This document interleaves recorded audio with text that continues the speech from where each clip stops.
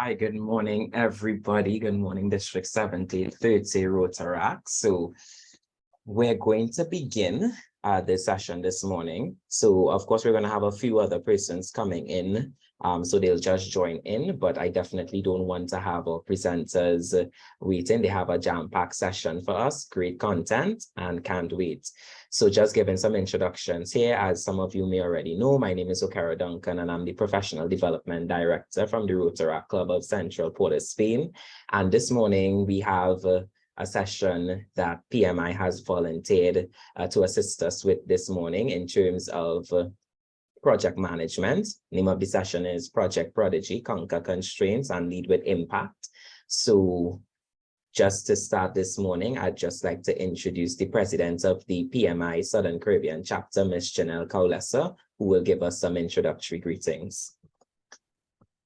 All right. Hi, good morning, everyone. And Okaro, thanks very much for having us here. It's a pleasure to be here and to partner with the Rotaract Central Port of Spain to host this session. So just a brief on who we are. So PMI Southern Caribbean chapter, we are the local of the PMI community globally.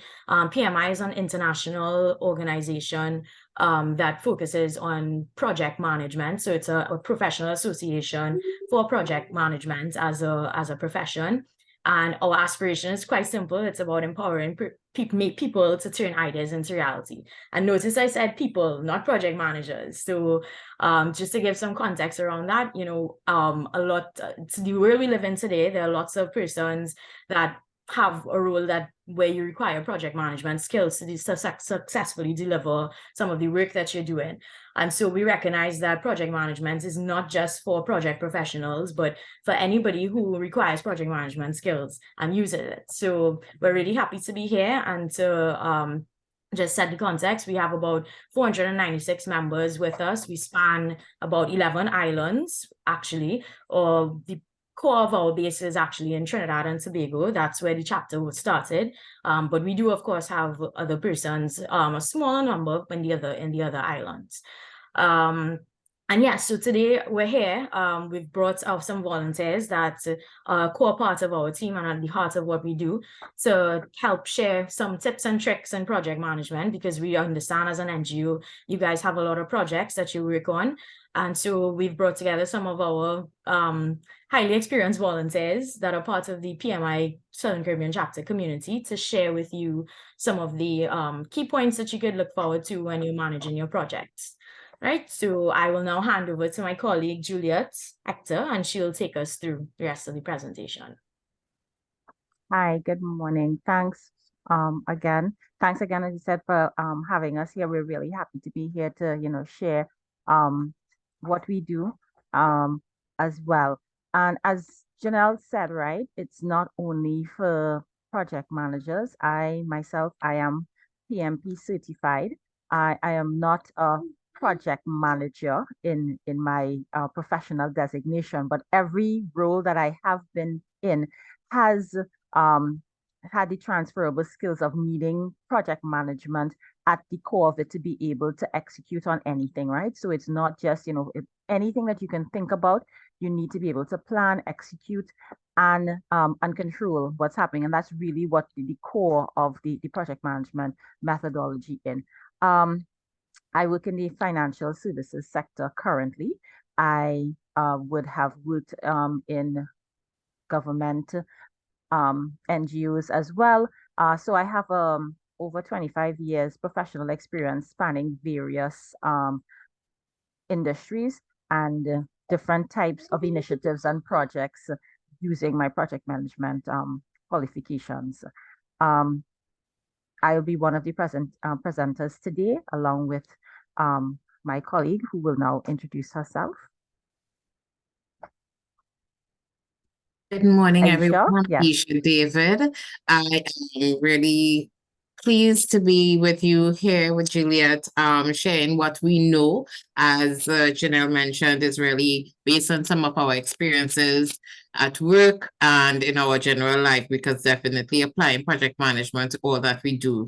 I have been formally in project management for 15 years, but as Juliet said, we've been doing it, but maybe just not with the kind of structure that we know now. I am PMI certified as well, and a project manager by profession. Initially, IT project manager, and now working within a project management office. So it's with pleasure to be here with you guys and really add value to what you're already doing. Yeah.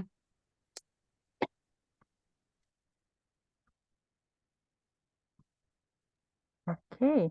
All right. So we just want to start off with, first of all, an acknowledgement that, it's Saturday, and really thanking all of you all for giving of your time to come out. I mean, it's a collaboration, right? We are sharing our knowledge. You'll be sharing yours as well and your experiences. So we just wanted to get an idea as to some of the activities that was the opportunity cost of you participating in this workshop today. I'll start off, and what we could ask you to do, because we have a couple of people on, you could just drop your answer in the chat so that we could just have an idea of the type of persons that we have. We may have some people who have some fun activities planned on a Saturday morning, but because of this session, they decided to forego that today. For me, two activities that I am sort of giving up this morning. I'm a morning person, so I like to get out there really early. I'm going to be the person that's in front of the store at 8 o'clock, waiting for them to be open. So I actually have a bathroom renovation project that's kicking off in the next 2 weeks. So I forego going to ABC this morning to check for some faucets, as well as I think there's this store called Wong Tang on Arapita Avenue. Those are my two activities today, and going to the beach afterward. So let's see who's we have. And for me, just sharing my opportunity course this morning, I have also a morning person, like to get things done quickly. So my watch load is there looking at me patai this morning, because normally I will get to that early. And then my brother told me, he surprised me and told me he's in the country today because he's normally in Tobago. So that was a little opportunity cost lost, but I am happy to be here. Yeah. Well, for me, I had to give up my Friday evening line. I had to wrap up a little bit earlier just to make sure that I could be up early and functional. Okay, Sarah, what did you give up? Honestly, I just felt like this one I could have been binging some series, just relaxing, enjoying this weekend. But I'm here because I know it's going to be an amazing session. Wonderful. So let's see. So we're just taking a look at the chat. We have some persons who would have rescheduled their class after session. Yeah, totally not giving it up. Okay. Could be binging some series. Okay, right? Saturday cleaning, but they're not too mad about that. So it's going to be Saturday afternoon cleaning, I guess, right? Shopping. All right. Chores, going to the market, laundry and cleaning. Okay, so I'll admit I went to the market already. It was at 7 o'clock. I went to it. Yeah. Usually hit the gym on a Saturday morning. Nice. Not a morning person on the weekend, so I'd probably still be in bed. Yes, I can see that's a hard one. Yes. Cleaning, left class early will join back after the session. Nice. Okay, great. So really pressure, acknowledging guys. that. No pressure to deliver. No.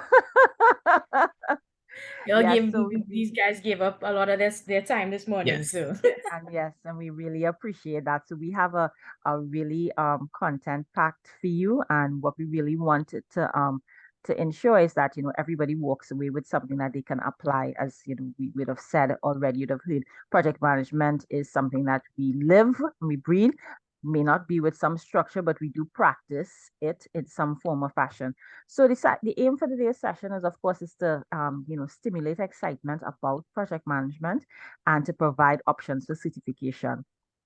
I will share that I was actually doing a lot of project management before I became PMI certified, only because anytime there was something to be planned or executed or anything of the sort, they would always come looking for me. So then I heard about, you should become a project manager and there's a certification. So I ended up doing that and then fell into the world of project management.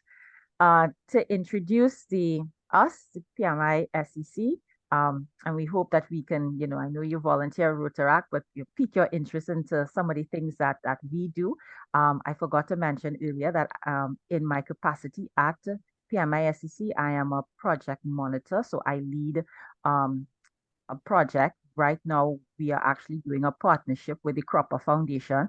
So which is so Cropper Foundation has a CSO Go hub, and they actually, do a lot of training for NGO specific as well. So it's something that you could check out. We are actually currently in this tranche, we are actually producing a on-demand project management course geared for NGOs. So some of the exciting stuff that we actually do in PMI-SEC. And to demonstrate how project management principles can be applied to any Rotaract activities or initiatives. So we want to make sure and we skill you up so that you can go out there and land on your initiatives well. That's part of it. We give up our time as volunteers to do so many other things, and we want to ensure that whatever we are involved in is impactful and meaningful and successful.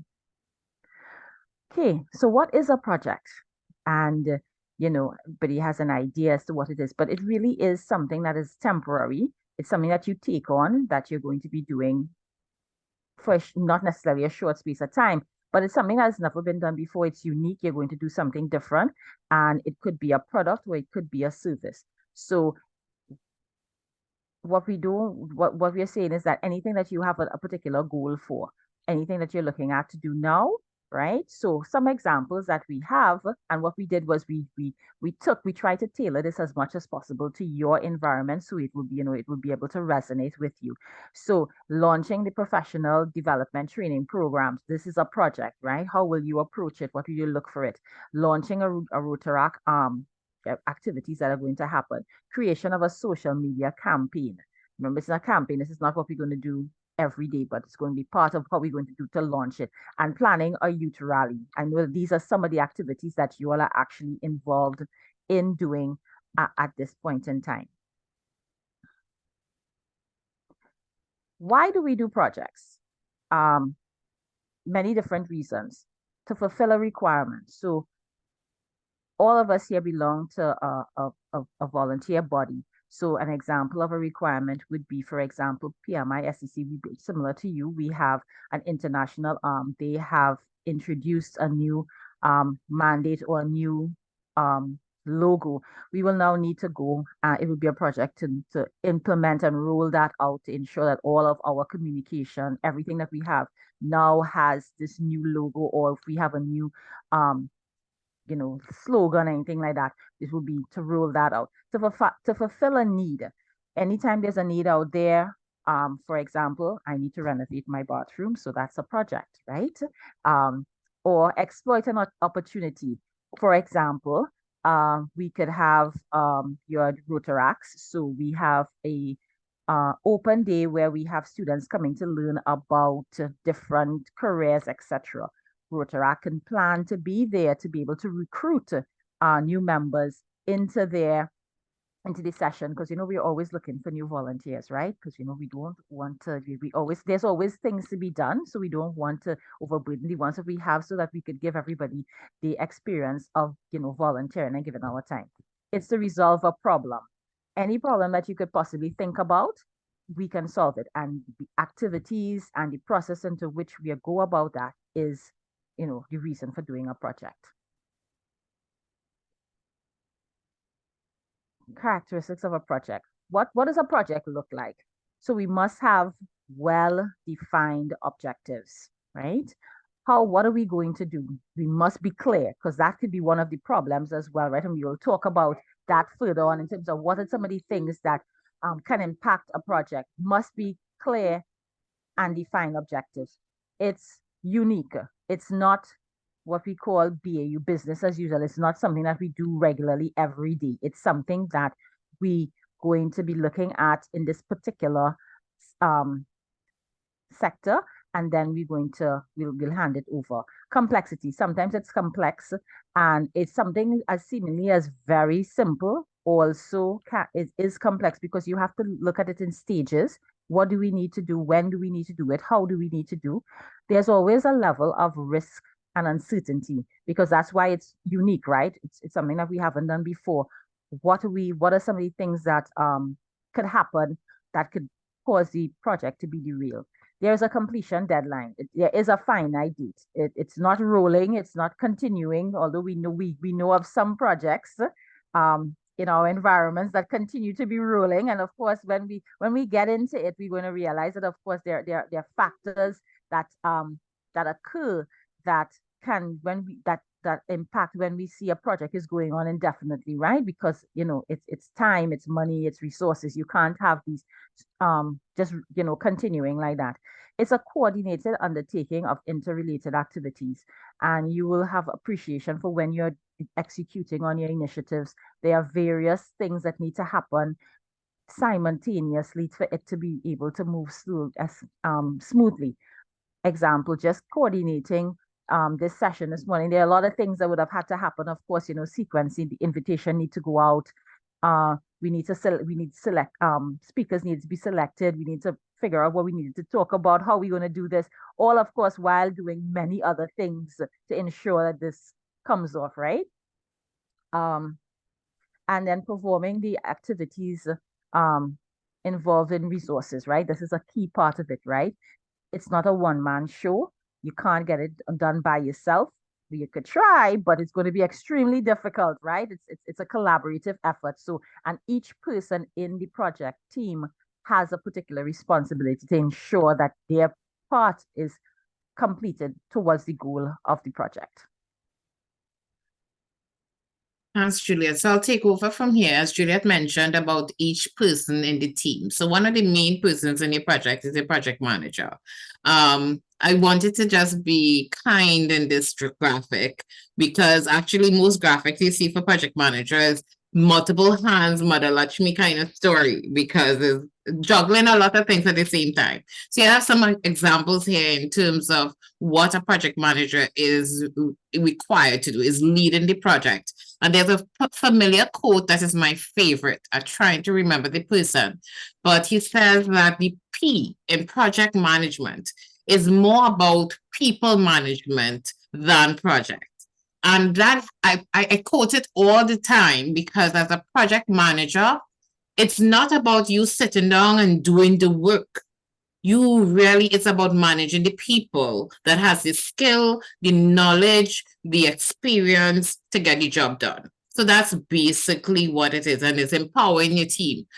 Just to say that in the past, and more so in Trinidad, we had a lot of technical people being project managers, and the understanding is I can only manage an engineering project if I'm an engineer. PMI doesn't really subscribe to that, because it believes that the project manager, one of the main things is resource management. I need to have the right people in my project team. And once I have the right people and understand what it takes to lead and follow some of the structures we'll talk about in terms of methodology, then I can have a successful project. So just note that it's not all the time. You have to. So Juliet is not a plumber. She is not a designer of bathrooms, but she's a project manager, and she will be coordinating all those persons who need to do what they need to do for that project. Yeah. So this is just to explain, is about taking ownership for the project and how to get it done. So another important person in your project is your sponsor. That's the money, right? So of course they provide the resources overseas. Mistake here in many cases is that we have sponsors that sometimes sign the check, and they take long to do that sometimes, and then you don't see them again. For your projects, you also need to have that involvement as sponsor. We need to give them updates. We need to really engage them, because they have a role to promote the project as well, right? So you have some examples here in terms of who would be a sponsor. And you want to always have that buy-in. So you have exactly what they're required to do for your project. And of course, they're accountable for the project success, right? You're responsible as the project manager, but your project sponsor is accountable because they're the ones who have to justify the money being spent. And as a project manager, you're the one who has to make sure that it's spent well.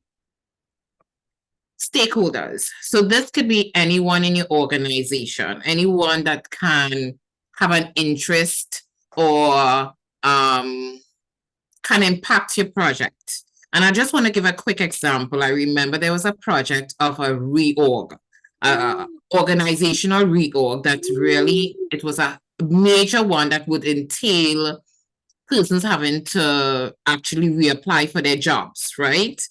And there was a senior employee that on his way out, and they felt, you know what, we wouldn't even bother with him, really a stakeholder. He's not going to be in the new organization. And I think, I trying to remember. Oh, yes, they would have assign him the task of helping persons find new, because they were even changing around the office setting. That is an important stakeholder, but yet they didn't pay attention to that. So that did impact the project because he had an interest and he was involved in the project. So you always have to pay attention to your stakeholders. You have to identify them and understand throughout the life of the project what they need, right? Because it could be for the project, and I guess, and I'm just telling you from an IT perspective, even though technology will make things easier, doesn't mean people want it. In fact, most times they don't. So just take that note, right? And that's from experience. And of course, your project team, as I mentioned before, your project manager responsible for your project team. I'll be honest, in a lot of cases, it's not, the project manager doesn't have the pleasure of picking the team. There's some cases, a lot of cases that you have the team assigned to you. So it's really also understand that this is an important stakeholder, because you have to make sure that your team is energized, that they really understand what the team is trying to achieve, and that we all on the same page. All right, as I said before, so they are required to provide expertise, documentation of the process, understanding the business needs, and of course, contributing to the overall objective. Do not assume because somebody in the project team that they necessarily understand the overall objective and that they automatically will contribute to the team. So that's the hard rule of the project manager to make sure that is done. So before we get into project methodology, any other thing any questions in the chat or anything in terms of project role or experiences with project stakeholders? So before we go there, I just wanted to add to what Aisha said in terms of stakeholders. Stakeholders as well, that's a critical part as well in terms of identifying who your stakeholders are. They're not only persons who would be immediately impacted, but persons who could be affected. Give an example, and I'm trying to bring examples that are really, really easy for somebody to understand. So my neighbor down the road was doing a renovation. They were extending to the back, and of course they have everything else in their project, etc. But these days we're using the trucks, right? And these are very big trucks. And of course, you already have a building to the front. So you have this big truck with this big arm that's up in the air and over. So the truck pulls up and blocks off the road. Nobody could leave. Stakeholders for that project is everybody who is living in that environment, who is going to know that, hey, this truck is coming, it's going to be here between this and this time. So if you need to come out, you would need to park your vehicle elsewhere, etc. So of course, no need to let you know how upset neighbors were, because we live in a cul-de-sac, right? So if you are in, you couldn't come out for a particular period of time, because of course, the truck is already anchored down in the road and it can't move and it's filling and it's pouring the concrete into the foundation to the back. So it's just an example as well for you to really need to think about when we're going to get into the activities and what are these activities and what these activities, who they could impact, right? And when we time it can impact, they are a stakeholder. They may not be a person who you're thinking the immediate impact on, but once they can be affected, they're a stakeholder and you need to ensure that, and we'll talk about communication. Those are some of the, how do you communicate with them, let them know what's happening as well too, because, you know, of course, somebody would have reported them to the regional corporation, et cetera, and all the fun stuff that happens with neighbors, right? Because we all have them. Yeah, and if I could just add, it's so important what that you identify these stakeholders and understand, assess who they are, what their influence is, because the reason you need to know who these players are is because they will impact the success of your project. It could literally, in the case with Juliet, it could have been that these neighbors totally upset and they don't want to hear anything about our renovation again, so they go and they report it to the corporation and they realize that they might have breached certain things and it totally slows down your project. You no longer, so think about now the impact on the project owner and the project manager who would have been handling that, is that they now have to, they've catered for a delay. There's now a delay in them delivering this because they have to address all these issues that probably should have been thought out earlier on. And now that's money spending every single day that there's a delay. And these are how these things impacted the success of your project. And I also want to add from an IT perspective for IT projects, when doing this assessment, you need to come away from yourself. I see this in IT projects all the time. And as I always tell them, my 4-letter word in project is just. You want to get me mad? Just tell me just. Who is just a button changing? Is just one menu that could cripple an entire department, right? So and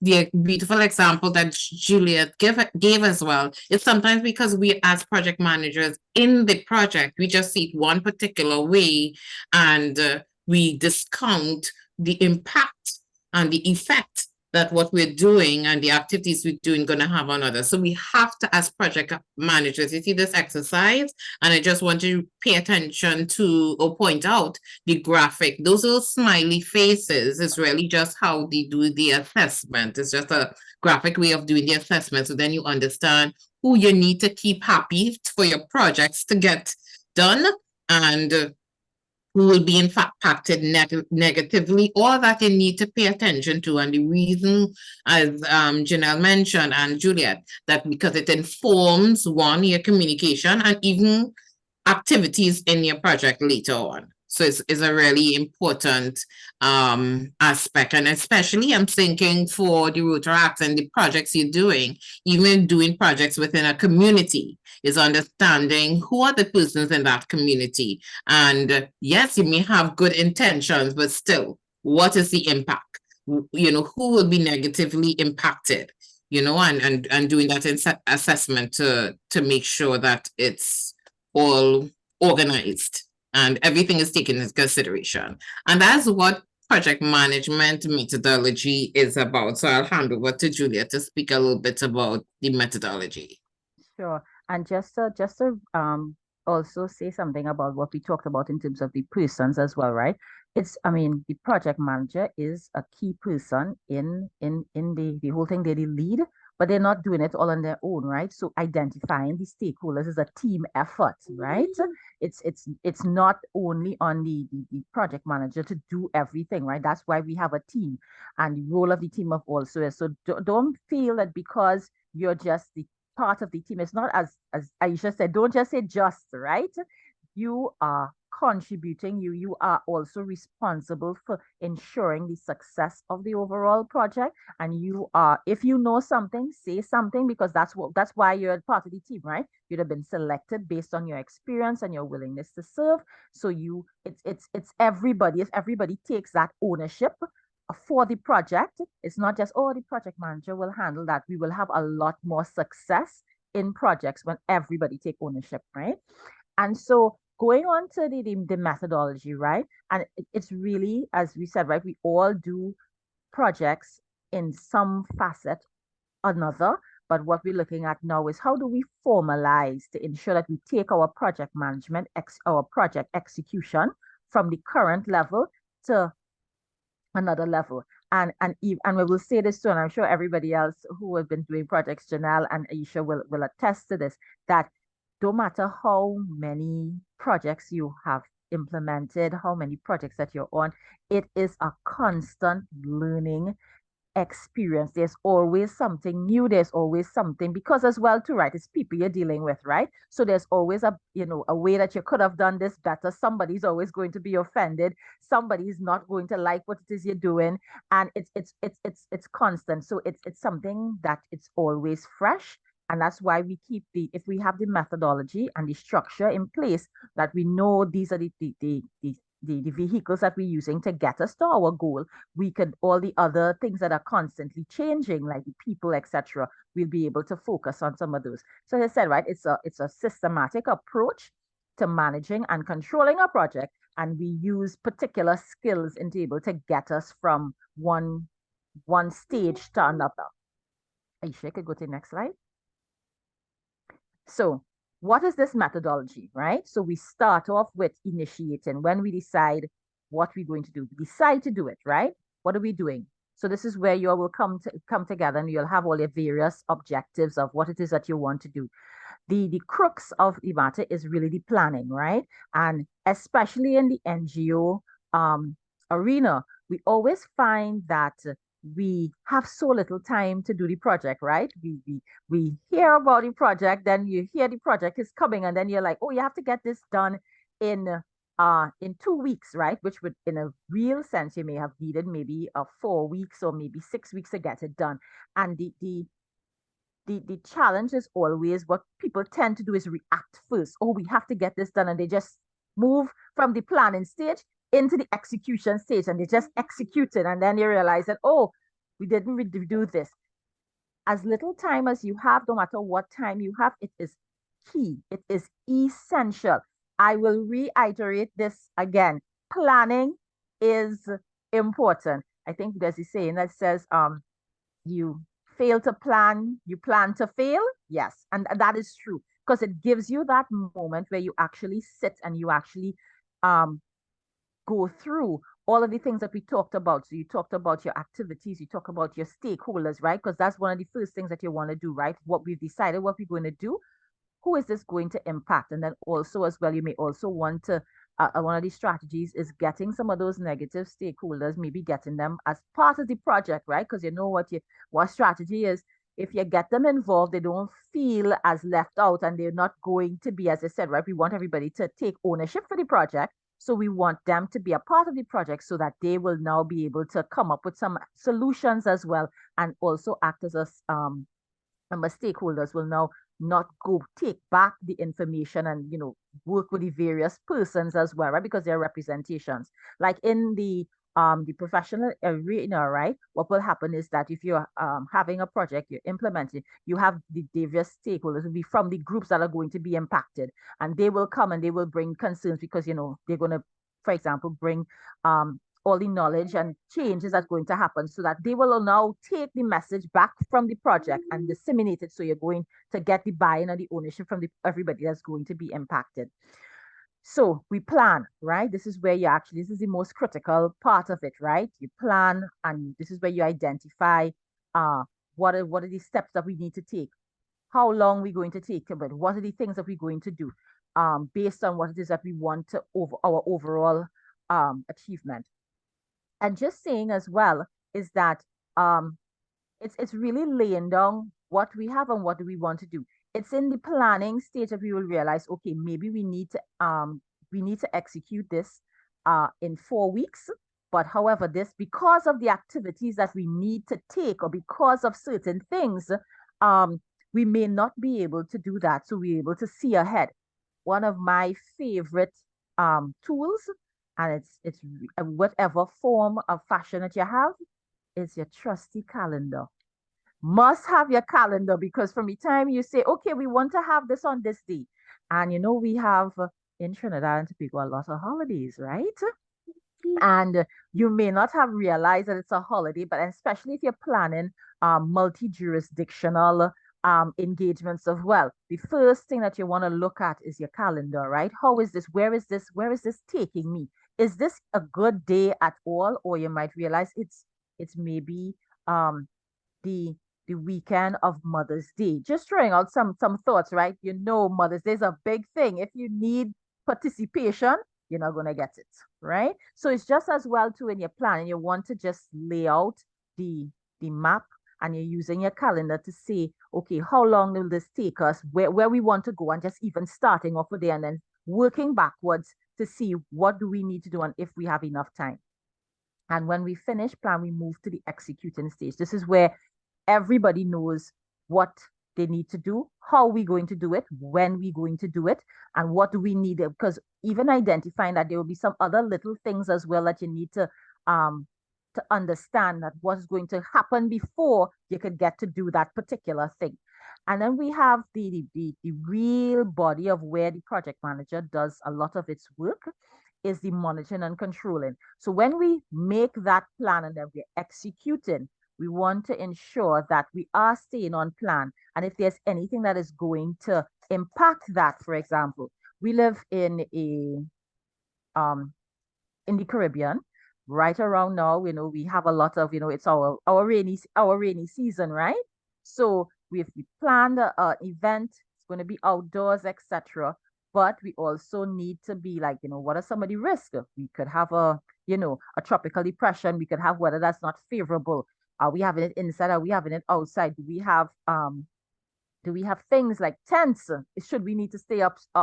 Should the rain fall? Will we be protected? And these are some of the things that you think and you consider when you're doing your plan, your control, and then we'll talk about risk shortly. You know, what are the risks of these things happening, and then what are we putting in place to ensure that we can keep, because the plan is to keep the show on the road, and what we want to ensure so we don't have anything that we did not think about. It's like, okay, yes, we thought about it, we have a plan in place, so when it does happen, we can just activate that action plan, right? And then we have our closeout. So this is the wrap up, right? We've completed, we've reached our goal. It's not just finished right there, but we have, other things, some of the activities, and what are some of those activities that form part of our close off and wrap up. Similar to us, I know you will have like reports, right? Everything is generated based on reporting, right? So you have to ensure that what are we, meeting our objective? Did we meet our objective, right?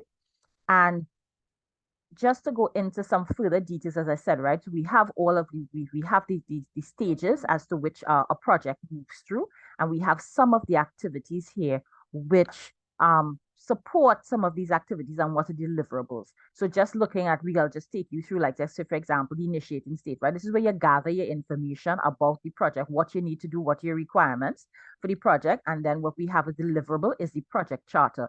This is what you would sign off on. Your sponsor will sign off on to say, yes, we agreed, because this is also a very important document, right? That is circulated to ensure that everybody is aware that this is what we're going. And for sometimes we've seen it happen where when the sponsor really say, oh, this is not exactly what I thought it was. And then this could have tweaks as well too, right? So this is where you say, this is where everybody communicates and said, this is what we're doing. And we clearly identify what is the scope. So when we say this is what we do, this is the scope. And then what is a good practice as well is to identify what is not in scope, right? Because when you sit as a team, it could be a runaway train very, very quickly, right? How about this? Why are we not doing this? Why are we not doing this, right? For example, I'll use the example of my bathroom renovation. So we need to gut, but we're not going to change anything. So the scope is we just taking everything out, updating. We are not changing around orientation. That's not in scope, because then that is more time, more money, and we could have all kind of things that could happen. The risk factor of opening walls and changing orientation is too much. We're not willing to go with that risk. We're just going to take out And then as we say too, right, sometimes it's your budget that determines what your scope is, right? And that will help as well too in terms of we work for NGOs, we support activities, we have very finite budgets, we don't have a limitless pool of funds. So sometimes it's just knowing, okay, this is what we can do, and this is maintaining the scope and supplying activities. Let's look at planning. So planning is, we talk about building a work breakdown structure. Now, this is when you get really technical, but it's really just understanding what are the parcels of work that need to happen to support some of the activities that we need to do within the planning section, right?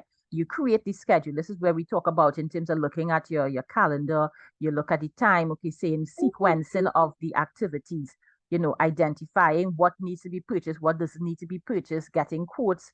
This is where we go into all the procurement, and this is a part that's very special to my heart because I'm also a procurement manager, right? You're looking at you're looking for a good bargain. Yes, my favorite four-letter word is sale. And this is where we define the scope and saying exactly what it is that we are going to be doing and determine the communications, right? Remember, we talked about, you know, all the stakeholders, we're ensuring that everybody knows what's happening.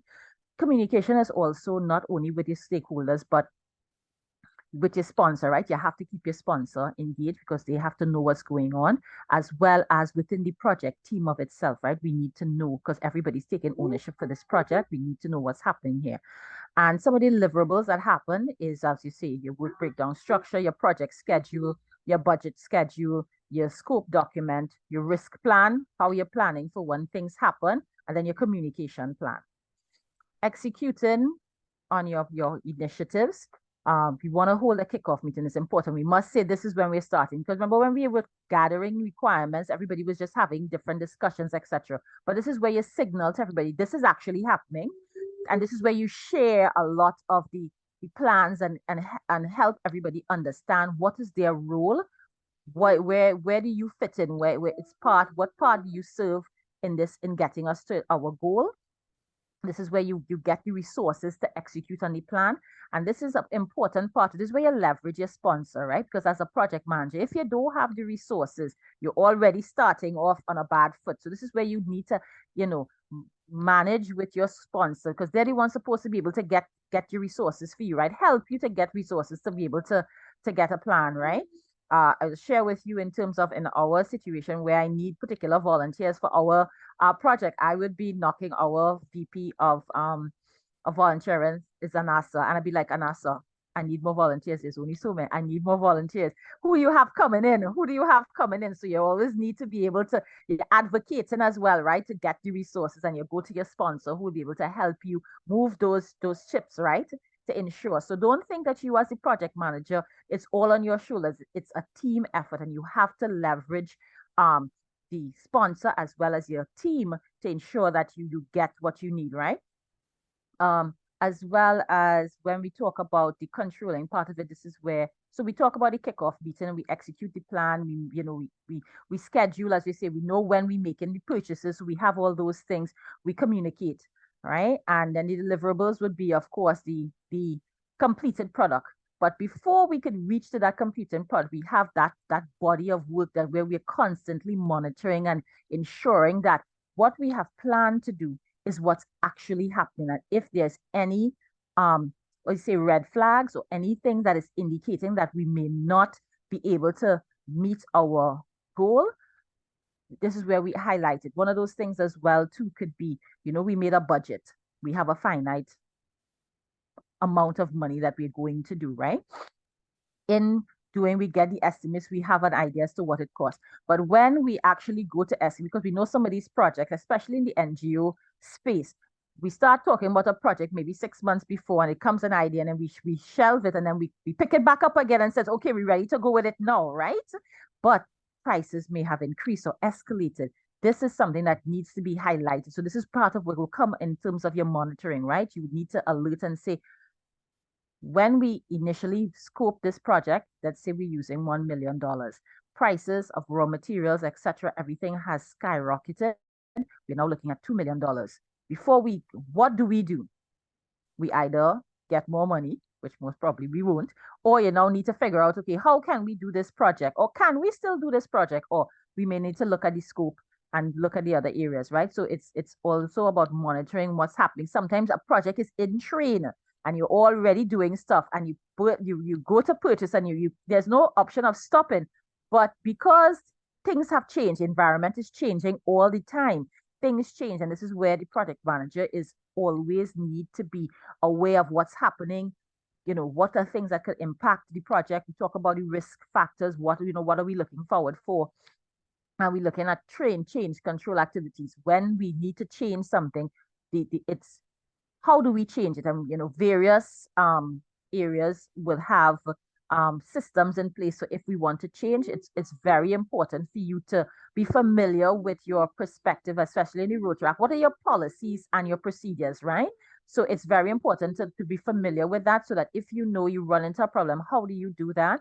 If we're looking at changing something that's in the project, how do we do that, and how do we manage that, right?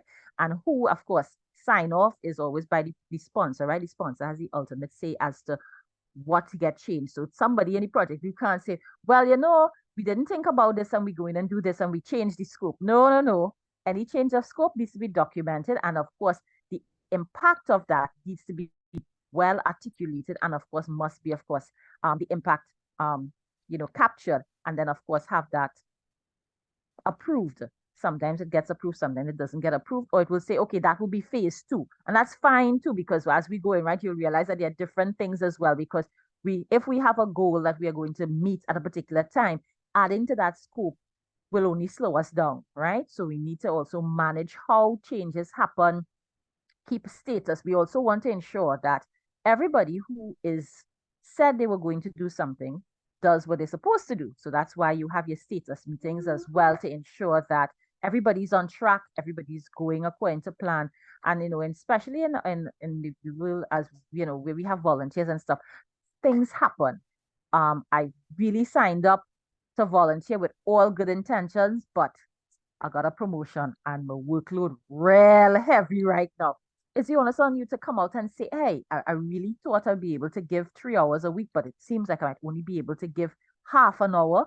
I need some help. And this is where the project manager is now going to say, okay, I need more resources, or ask somebody in the team, can you help for this particular meeting time? Or for example, it could be a situation where you need to take on extra duties because somebody is going on vacation for 2 weeks, and you just need you're not able to meet the deliverables at that particular time. You need to identify, say what it is, and then see how we can share that up. So it's monitoring, because it's always changing. The environment is always in changing. So this, I think, is the skill that needs to be acquired, in terms of, because I wouldn't say it's not easy, but the planning is static, the executing is static, moving, but monitoring and controlling all of the factors that impact the executing is where the real skill comes in.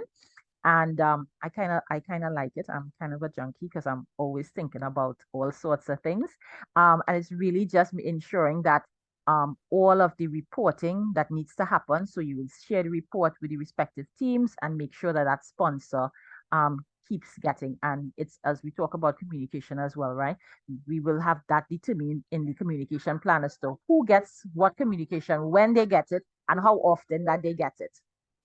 And then we will, do into your closing activities. A lot of these, as you said, right, a project is a unique activity that's going to happen for something that hasn't happened before. And what we're going to do is, when we are ready, when we are completed it, we need to hand it over, because it's going to continue, right? Some situations are going to continue. So say in the cases of where Aisha has these IT projects, right? So project is getting the new system in. We have everybody all learned, etc. And now we need to hand it over to the people who are actually going to be using this on a daily basis, right? So how do we do this? We have to make sure that they are trained. Should they have any issues, do they know who they're going to escalate to? Because they're not coming back to the project team. We now moving on to something else. So how do we have BAU activities? Who's going to take over the cost? Because they would have been a budget cost initially. who is going to take on the day-to-day activities of maintaining this system, and then we write out the closeout report, what needs to happen, and then we put all the supporting documents so that we transition to ensure that who is taking over this now is well equipped to do so. Thanks, Juliet. And just before I go into the knowledge areas, just to say that specifically as it relates to lessons learned, that's one of the things we have recognized in our experience, is one of the most underrated steps. Because we're so happy that it's done, especially if it was late in the first place, that we don't spend time to say, well, listen, what happened in initiation that we could have done differently? What happened good that we want to repeat that in future projects? What didn't happen so good that, what we could have done differently would have saved us time or so, and so on? Let us document that. And where you see information, gather high-level information and requirements.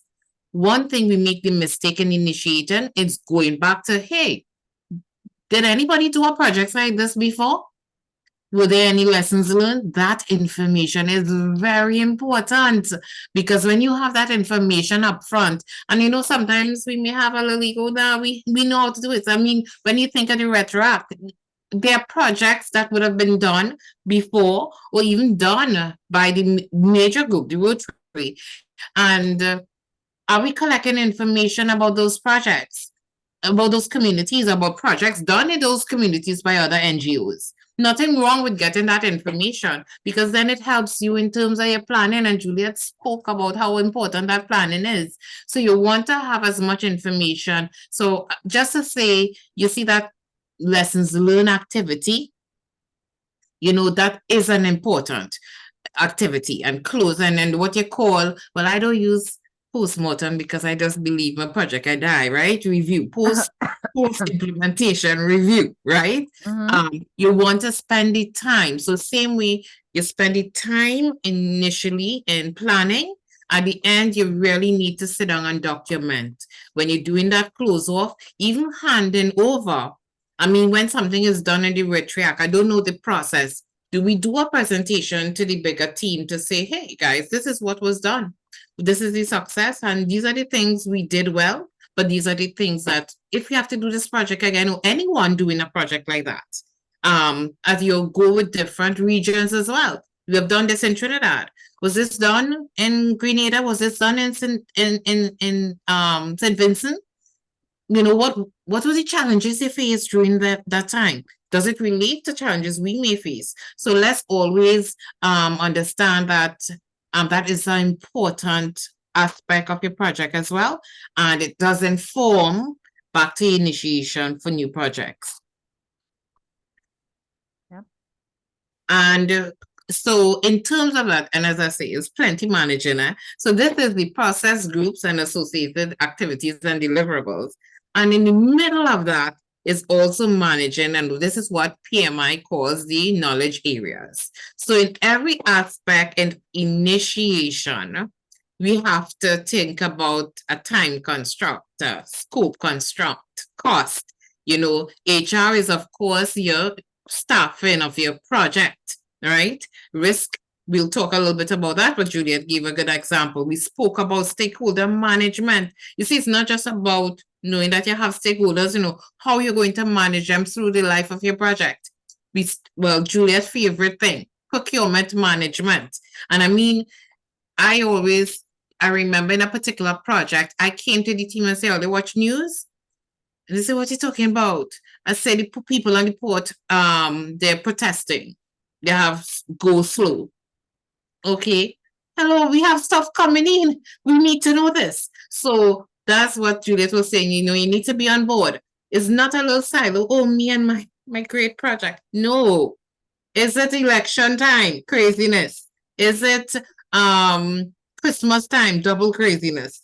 Juliet spoke about Mother's Day, and especially when you're doing cross cultures. I had a project, I'll say project lead, and he was requesting the staff to come in on weekends to work. And I had to put my foot down, like, no, that weekend is Mother's Day weekend. And Yeah, you're not from here. So I telling you, those guys going to get licked if they come out to work. So we're not doing this. You know, because you have to understand the culture. So that's your, you know, well, I was talking about project management, more procurement management, and it's really what is happening, especially for IT projects. We rarely get licks for supply chain through COVID. It had no chip, have no nothing, everything taken forever and forever, maybe forever and a day, forever and forever to come. So you have to understand what's happening. I mean, I'll be honest, I don't really like the news, and I just really only do the news for my project. Okay, what's happening? What is the impact of Hawaii having all that fire? Does it have an impact on my project? What will happen? You have to think like that, right? Quality management, whatever standards that are in place. There's some organizations that adhere to certain standards, and even for Rotary, I'm guessing there's an international standard that you have to adhere by. You have to do projects a particular way, and even types of projects. I know for the government, if it is projects by World Health Organization that are sponsoring, there are certain things they have to do and do it in a particular way. So we may not like how it's being done, but that is a standard that they have to do, right? So that's where you have your quality management. So these are, so it's plenty of things you need to take into consideration, people, when we're doing projects. And these are some of the knowledge areas that is identified. And, you know, integration management is just putting everything together. So managing across the life cycle of the project, and then taking into consideration all the knowledge areas. But a major thing, and I will say it's a little faux pas in some of the projects, is in terms of why we're doing a project. And we wanted to just kind of talk about that a little bit. Because yes, we could have great ideas, right? No, not bad, great idea. But you see, why we're doing a project is very important. Because if money is being spent, there must be some justification that makes sense, right? And in doing that, Juliet spoke about the project charter, right? And there are certain things we need to be clear on how we're thinking about this project. So in the project initiation standpoint, again, we ask, and don't gloss over it, right? When you're sitting down, coming up with what am I trying to do? What are we trying to do, right? What is your scope? What are the requirements? Why are we doing this? What is the vision and the purpose, right? And so on the right-hand side is more or less what headings we'll have in a project charter. And this is really what we mean, right? What it means to finish. You see this part? That's another thing that a lot of project charters or people don't take into consideration. What does success look like? Because especially for IT projects, you find success might look like, in some person's mind, an awesome app. If nobody using it, that's not successful, right? You create a wonderful park in a community. Nobody using it. Success, really? What? Yeah. You create an education program. Nobody coming. Success? Because you see, if we're not clear on what the requirements are, right, and the vision and the purpose, then we can produce something that has no return on investment or very little. And that is very important, because we know that we'll need money, we'll need people to get this thing done. We have to make sure that it's serving a purpose, not because it's sounding like a nice thing to do, or maybe that it was done in Guyana and it worked. Okay, would it be fit for purpose in Trinidad or St. Vincent, right? Of course, who will be affected, or we spoke a little more and expanded a little bit on that in terms of stakeholders, who's going to be responsible for the project, and of course, who will pay. And we need to pay attention to milestone. Juliet spoke about your calendar. Every year, the first thing I print out is this year's and next year's holidays. So I normally have that on my desk. And when I do in a project schedule, that's the first thing I put in, so that I use I create a template one time with all the holidays.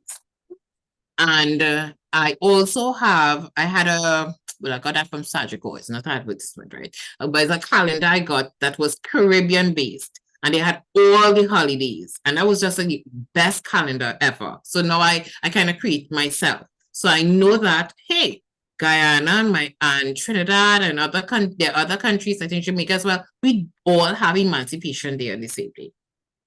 Right? So you need to know that kind of information, especially as we talk about milestones and going forward in terms of some of the things we have to take into consideration. So we spoke about initiation, which is important. We need to know why we're doing what we're doing and that there is a good return on investment. And in order for it to have a good return on investment, we need to consider certain factors when we're planning. This is called the triple constraint. I mean, it's nothing new for most of you guys, right? Because anything you're doing, you must know what you're doing, what are the features, what it is you're trying to create, the time you have, and what are the resources. And your resources could be people, it could be money, right? So of course you have to take into consideration these items when you're doing your project. And guys, as I always tell them on work, like, you see these ceiling cost and the ceiling, I tell them ceiling cost and ceiling time. They say, how you mean ceiling cost? I said, the one where you look up on the ceiling and say, that should be about 2 weeks. It should be about 500,000 to do that, right? That does not work. So you need to do a little bit of more research in terms of how much it's going to cost. You're not going to have all the information, but it has to be realistic.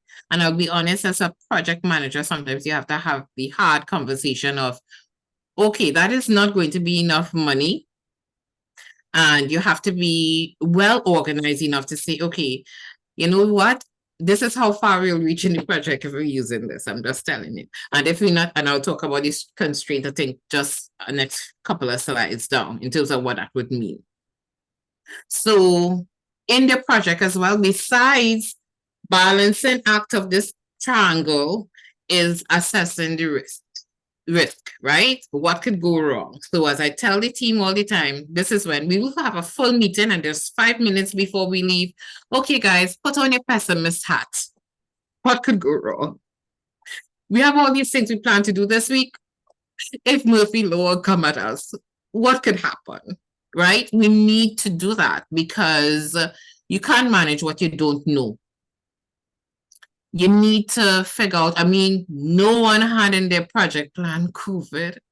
I telling you, I never thought in my lifetime I would experience what a pandemic is. It was barely a word for me. So now, though, people put that in the risk plan, though.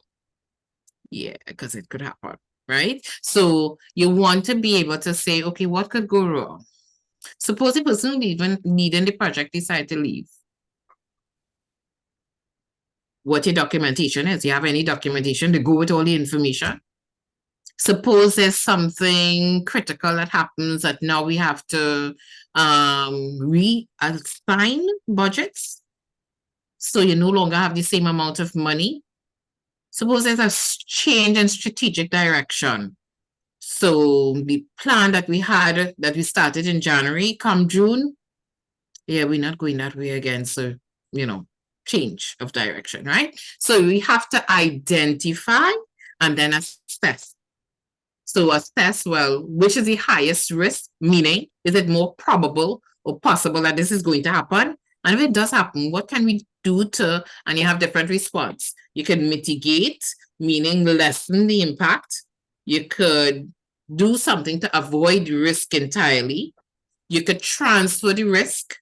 Transfer is like, so especially more in terms of insurance that you let someone else handle that. You do a contract, a SLA, a service level agreement with someone else. So they will handle that and you don't have to deal with that. You transfer the risk to them, right? You have mitigation, you have avoiding the risk entirely. Accepting the risk is one. When we're dealing with weather, we can't change the weather. we could choose to maybe avoid and not do any construction activities during dry season. But listen, global warming, we barely have dry season, rainy season, everybody mix up in the whole one. So in some cases you accept. And if you accept, it means that you may put additional money in your it's called that thing? Contingency plan. Additional money in a contingency plan to cater for if the guys can't come out to work for a whole week.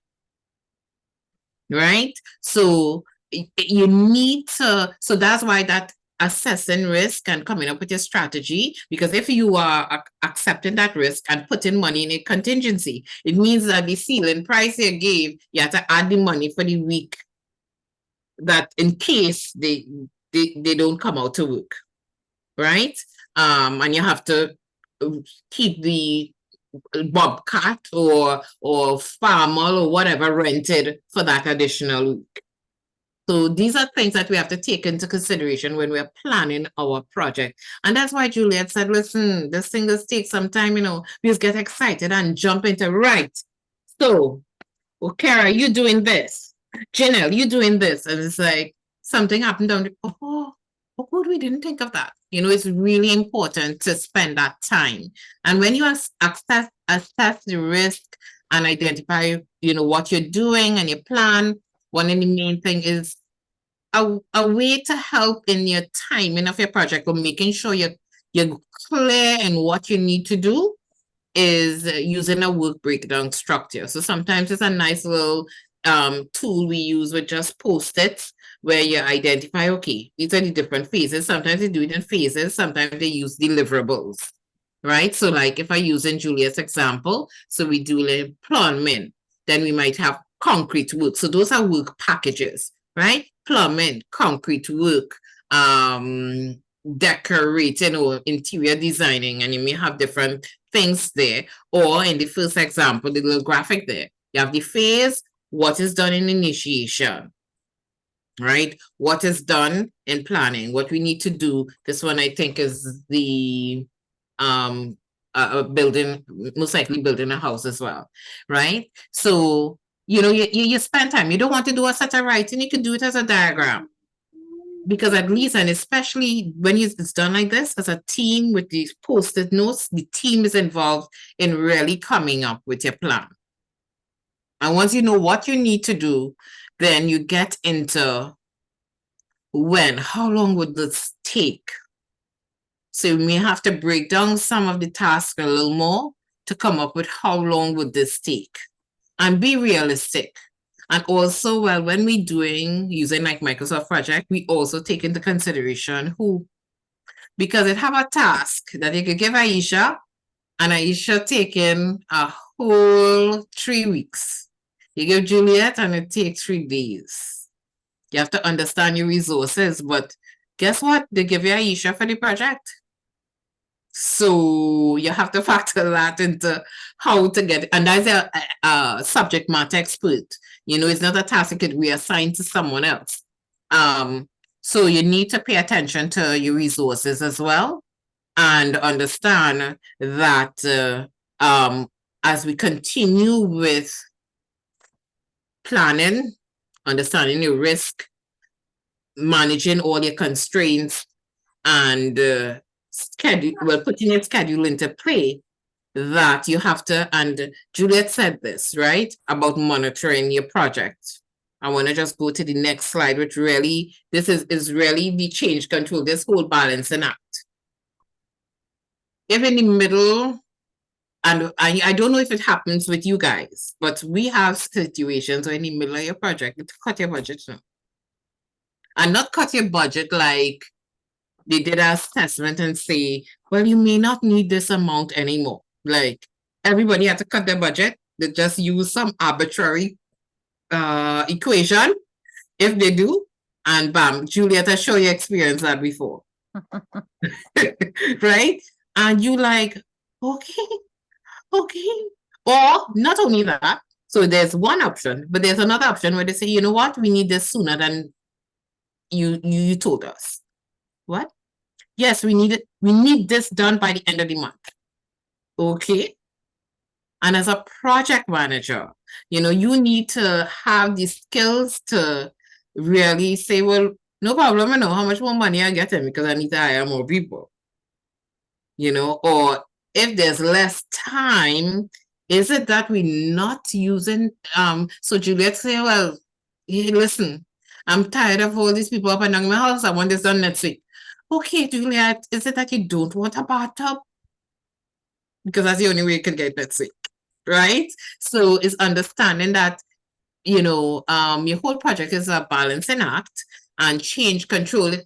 So change control is really when they change something, a request for a change to your project is made. Because even though we, and Juliet spoke about what's in scope, but out of scope, she could very well request, you know what?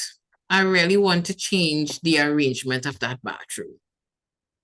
No problem. Well, we have to assess it to require what is the additional money, the scope, whether we need more people.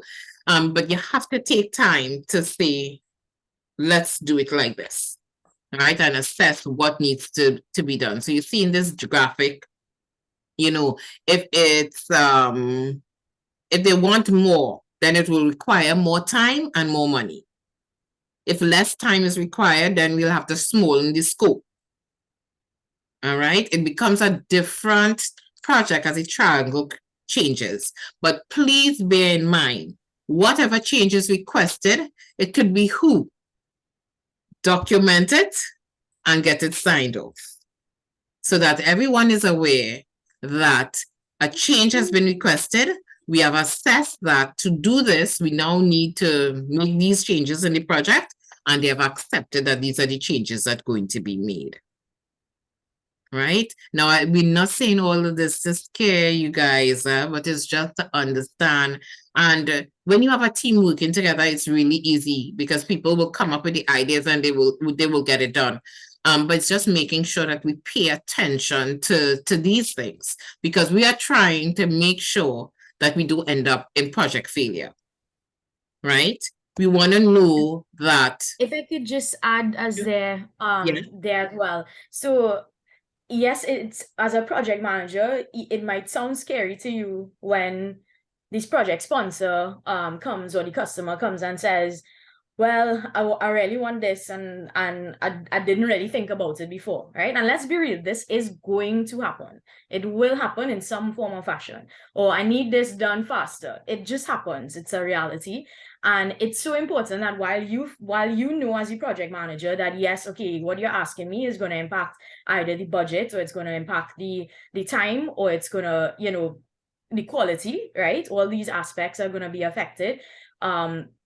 Is important because remember we spoke about people, right? This is a people thing, right? It's important to not let that fear or that anger you might be facing in your head, like, oh gosh, they're coming with an exchange, because we tend to get like that as project managers. It's important to empathize with your project sponsor and understand where they're coming from, and make sure that when you're having this discussion with them, you're really not trying to come across as, look, I'm telling you all the problems, right? And I'm not telling you, yes, and this is how, because we tend to sometimes as project managers, it is a weakness that we have because we're so focused on the project and the objectives that were set at the start that sometimes when these things happen to us, we tend to it's almost like we're resistant to the change, right? But it's so important to understand that the whole reason you have a project in the first instance is because these objectives were driven by the customer or by the project sponsor. So when the project sponsor comes to you, or the stakeholder or the customer comes to you and says,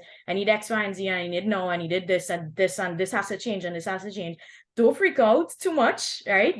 Manage your emotions and just listen to what they're saying and empathize with them and understand, because it might mean that you might think, okay, well, I'm going to tell you no, because these are all the reasons why, because you're going to need more budget, you're going to need this, you're going to need that. You try to make the conversation positive to understand, okay, yeah, that sounds like a great idea. But here's what, right? We kind of catered for this. We didn't cater for this. Let's figure out together how we're going to meet your expectation and give the best possible solution, rather than put them in a situation that they feel like their need is not going to be met, unless they stick to the original plan. And that's so important because your project is only successful if the value is delivered. And the value comes from the value that you're trying to deliver goes hand in hand with the customer and the project sponsor. So just as much as this might, you might, and because this is going to happen to you, you are going to experience this, but as much as it might be like, you might see it as a showstopper or as a hurdle to overcome, and you might feel negative about it, always remember to just manage your emotions in that instance and sit down and take the time to really understand where the customer is coming from, because it might mean that, you know, this change is required, you know, especially in private organizations where it's about markets and being first to market. And a project sponsor might come to you and say, well, here's what, we need to get this done. We need to do this. We need to deliver this within the next 3 weeks. We don't have a month to do it. Or we don't have 2 months to do it. And the reason they might be coming to you is because they have knowledge that a competitor might be there and on their side. And if we don't get it out in this time frame, then you lose your competitive advantage and the value proposition.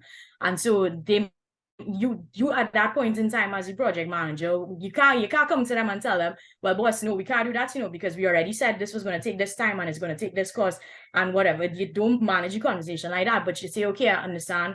Tell me what's going on. You empathize with them. You understand that, okay, if we don't hit that, if we don't deliver something, let's say something, not it, let's say something by this particular time frame, then we're going to lose the entire value that this project was was initially intended to create.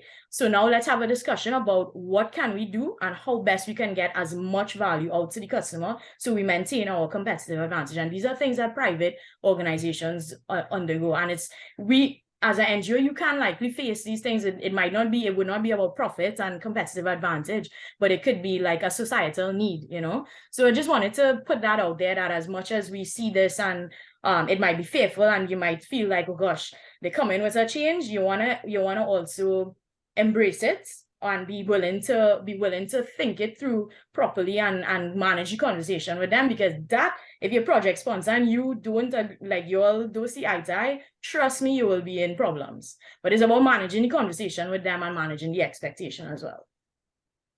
I just want to add quickly to what Janelle said. You know, I have learned as I was telling Aisha, all throughout this process, I am the glass half full, always half full. So when they come with anything, my answer to them is, okay, all right. And the next strategy is, well, let's look at this and see what this means, right? So you're always, yes, I know in my head it ain't happening, but you know, let's walk this through and see what we need. And sometimes it's really it could go both ways, right? It's a situation of they really don't have an appreciation of all the activities that it actually takes and what is the dollar value behind what they're asking. So take them on that journey, walk them through that journey and say, this is what's going to happen. The conversation either goes 2 ways after. You know, I really didn't realize that this is the impact that it's going to have. Maybe let's do this as a separate package and we will have that, and I'll get a separate team to work on this and you continue, because as well, right, you have the same resources, right? You have to let them know as well, appreciate what this will happen. Remember this triangle that we're talking about, this balancing act, right? We have the same resources. If we take them off of this, you'll need it. Which one is more important, the short term or the long term? And then you may be able to compromise and come up with something that is that suits both needs, as I said, right? It's all, as I say, it's important to ensure, because if your sponsor is not happy, you will not be in that role for very much longer. So it's mainly taking them on that journey. Sometimes when they realize it, they'll say, okay, yeah, this is now priority. We need to put that other thing that you were working on pause. And that helps as well to take some of the stress as a project manager off of you, because then you know thinking, I have these 2 things to do at the same time. So it's really important to keep those lines of conversation open and be very open and help them to understand, because most of the times they're just really not aware of all the other packages. Just like I'm sure you're saying, I didn't realize all of these things are, you know, all these elements and facets are required for a successful project. And you know, it may be overwhelming, but it's not. It's just really one packet at a time and going through to ensure. And as we said, I will say it again, planning is most important. Thank you, Janelle and Juliet. And also, going back to your stakeholder analysis, and this is what these ladies are talking about, was sometimes you also have to understand their language. There's some stakeholders, they need to see numbers. Some sponsors, they need to see the number. You need to have a scheduled so they could see how it looks if we do A and B, situational analysis.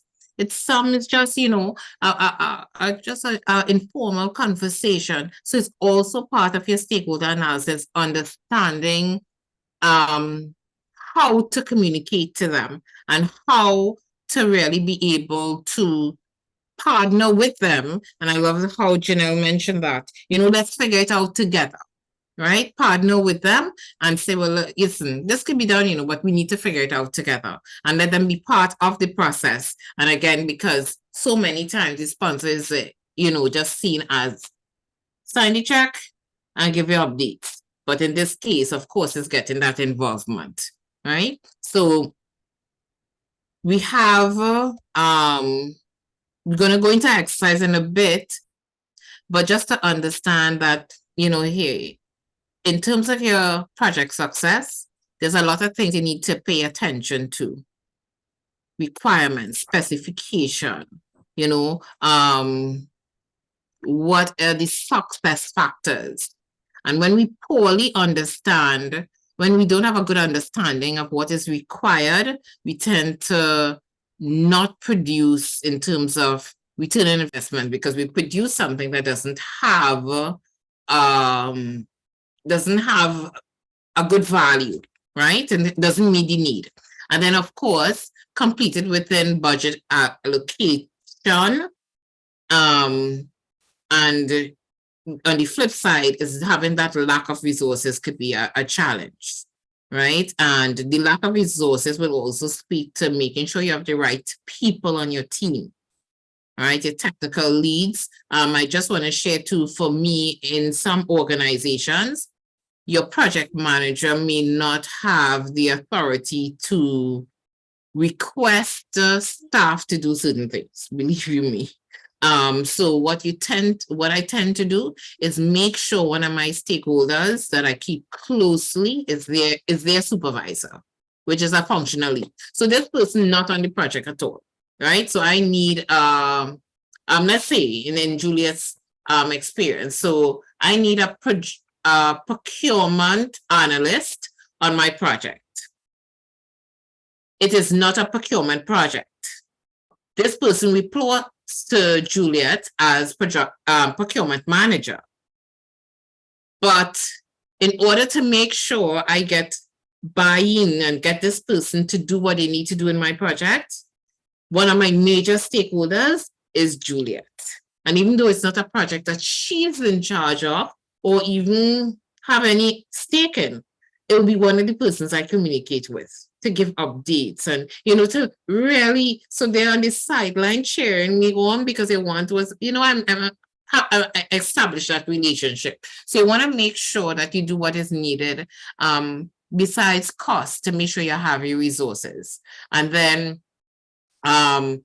in understanding the critical success factor, you will know, well, what will be accepted by the customer. Sometimes I do that before. Listen, what do you need? What do you understand success of this project to be? And have that conversation so that we are on the same page. All right. And of course, you want the project completed with an allocated time frame. That could be a little challenge when you have unrealistic timeline set.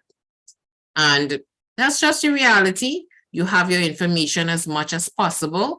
I will go through the change request when it's coming close to the timeline and show, okay, this is what the rest of the work we need to get done. And this is the time we'll need to do it. Because as Janelle says, instead of coming up front, because sometimes it's like you're beating a dead horse to start that conversation early, right? Yeah, no, that will not be able to be done in 6 months. Okay.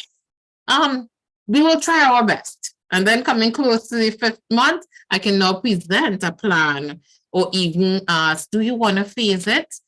You know, when I get the planning done right, you know, so now we have more information and we could phase it, as Juliet gave that example. In terms of scope creep is just when you keep on adding things to the scope without managing it. Right? Now you could add additional things to the scope, but it has to be identified and thought through. But when you see you just add stuff without thinking about it, and then you take longer in your project and it's more frustrating and that kind of thing, that's what you call scope creep. So these are some of the things just to take into consideration that may impact your project success. We want to go through an exercise. So I'll hand over to Juliet. On that, Juliet will go through the exercise and then go back to the screenshots of what they're going to do, right? Okay. All right. So of course, now, everything, as you say, project management is practice, right? And we know that we're all part of an NGO that is very much involved in doing things, right? So we want to ensure that, as we say, right, we leave you with some tidbits that you're actually, going to impart from what we've discussed so far. So what we're going to do is we're going to break up the team into 8 groups, and just going to ask you to take a picture of or a screenshot of what's on the screen, because what typically happens is that when we get into the groups, it's like, what are we supposed to be doing again? What was our topic? That kind of thing. Because we have not pre-assigned you into groups, we don't know which groups you're going to go in. So what we are asking is that the topic is, we have the topics 1 through 4, and what we are asking is that when you get into your group, you will realize either you're in group 1, 2, 3, and 4 up to 8 because of the numbers. What we're asking is group 1 and 4, we're asking you to look at launching a professional development training program. Group 2 and 5 will be launching a Rotaract just one moment, sorry, Julia, just to clarify for Rotaractors and Nicola, so to launching a Rotaract youth will be launching a Rotaract club. So basically the steps you need to take in terms of launching a Rotaract club. So just to clarify that. Right? Okay, great. Creation of a social media campaign and planning a youth rally. So what we want you to do is just, we're not going into, as you said, there are lots of activities and facets within having the project management process and methodology. But what we really want to get you thinking is in terms of the first part. We initiate already. What is the planning? What are some of the steps that you're going to do? What are some of the things that you're going to consider, like the risk management? So Aisha, I'm going to ask you to flip back to the slide. I think it's 16. So wait, before we do that, did everybody take a picture of the questions or the activities that we are asking to be completed?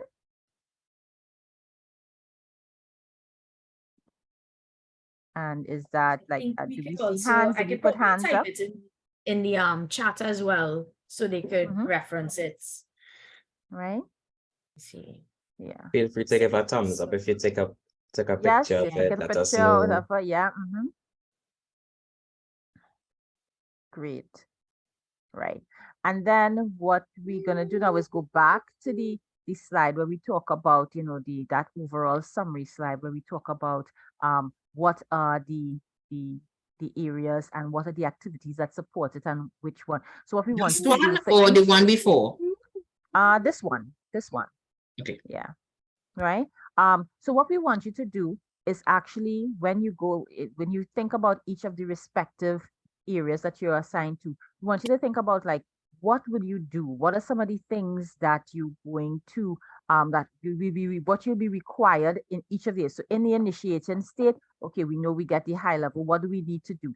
What is the planning state? So just give some high levels just for you to be thinking about it. We know what the deliverables are, but we also want to talk about, okay, what the scope, what will you define your scope as? We're really interested, really the main things would be defining your scope, what your timeline would look like, and what are some of the risks and who will be your stakeholders, right? So those are the things. So just know those, because the time is limited, we're going to go into the groups for 15 minutes.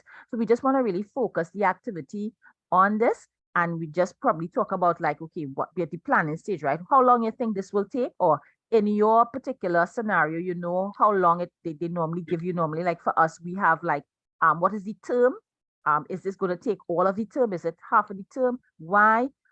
What are somebody what's the scope? So we're looking at the scope, we're looking to identify the risk, what are the communications, and who our stakeholders are, right? That's what we're looking at for this particular activity. I mean, to be able to do this from end to end, we probably need a whole day workshop, but we want to ensure that we leave you at least thinking on the right path. And I'm sure Okira will have other activities for us coming up to be able to solidify this type of information.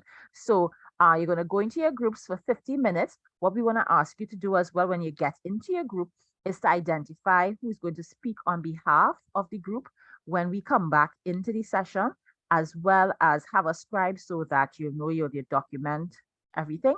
And what we also ask to do, of course, is that since we'll have 2 groups presenting on each of the topics, when the first group goes, we will ask you to the second group to now just, if you have anything different to add to the conversation as well. Just also want to say that although we have a lead identified, if there's something else that somebody feels that they really need to share, we can, but also managing and also know that we have a limited time as well, right? So we're going into the groups for 15 minutes. We want to ensure that we identify the scope, the timeline, what are the possible risk, and what are the stakeholders and the communications that we would want to have. And we're going to identify who's your leader. You're going to speak on behalf of the group, and then we'll come back in 50 minutes and share our respective thoughts on the topics. Just one thing I wanted to well, some input here. I think the numbers are, because the numbers are a little bit less, I'm thinking that we should probably split out into the 4 groups instead of the 8. Okay, is that something we could still do? Yeah, I think we could definitely do that because I'm Yeah, watching okay. the numbers. I feel like some people dip. Yeah, and some people are Okay, great. indicating that they can't stay. So let's do the 4 groups, right? Yeah. Okay, so we do the 4 groups, and as again, so whatever group you're in, 1 to 4, that's your topic, and we will we will proceed from there. Sure. All right, it's creating breakout groups now.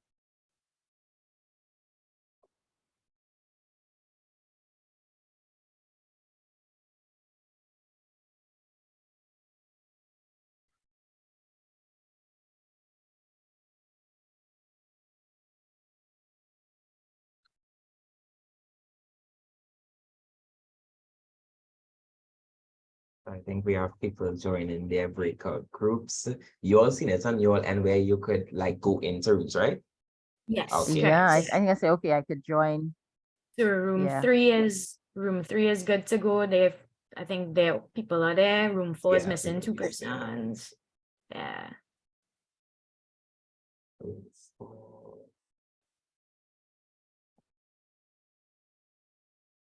I think what happened is too is some people probably just leave the the session running and moving about doing their Yeah. things.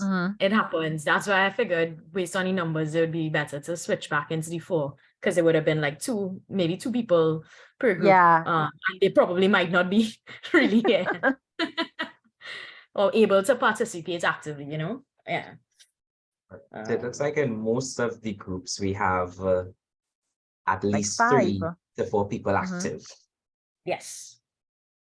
Yeah. Okay, nice. So do we want to probably just jump in and make sure that they're covering the correct topic? Yeah, Because we I'll switched jump it up into from what we had on the room side. 4. Yeah. Yeah. I will jump into group 2. 2 is to create a club, right? Yeah, Yeah. Rotaract Club. Okay, so I'll just jump into group 2. 4 is what You again? can just Sorry? go back to that slide, or no, they're youth using rally. this slide now. Yeah, 4 is a youth rally. Youth rally. The first one is the launching a professional development training program, and 2 is launching a Rotaract Youth Club. I think I'll jump into which one? I'll jump into What is 3? Club? 3 is creation of social media campaign. Oh, social. Okay. So I'm in 2. I'm gonna go into 2. 4. Okay, I'm going into 1. Okay, so I'll do 3 then. Yeah. Okay, what was 3? Sorry. Social media campaign. Create a social media campaign. All right, it's gonna check in with them now.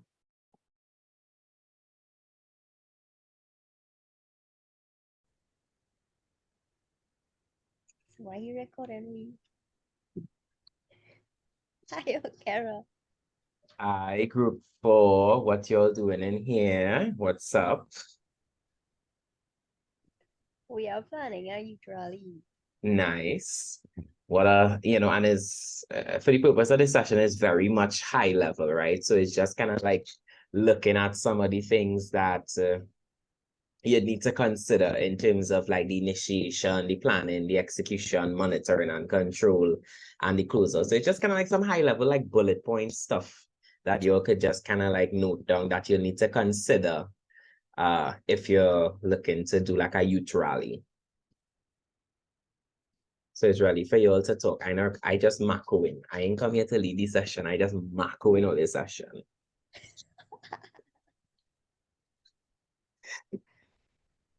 I know that Angelina. No, yeah, Angelina said she is at work, so she will make that interactive. Okay. Shakira also said, I'm at work as well, won't be able to speak well, but we'll type. Oh God, they're working all day, but work on a Saturday. See?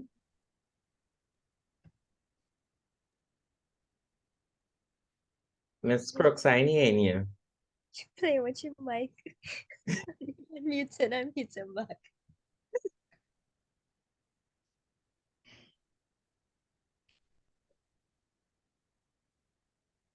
Oh God, it's not unmuting. Let me see if I could unmute you. Hold on.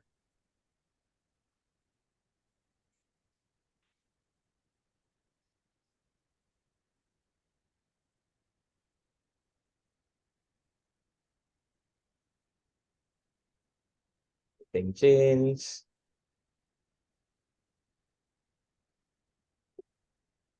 If she leaves, she won't be able to come back in this group.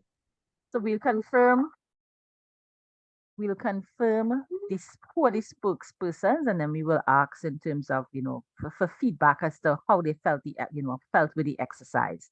Where were their challenges and what were some of the surprising areas? But the session thus far, I'm glad that this is being recorded.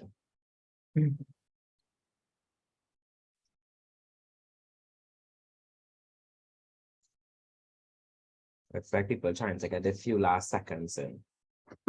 Yes, because the topic is always, there's never enough time. You give them an hour, it still won't be enough time.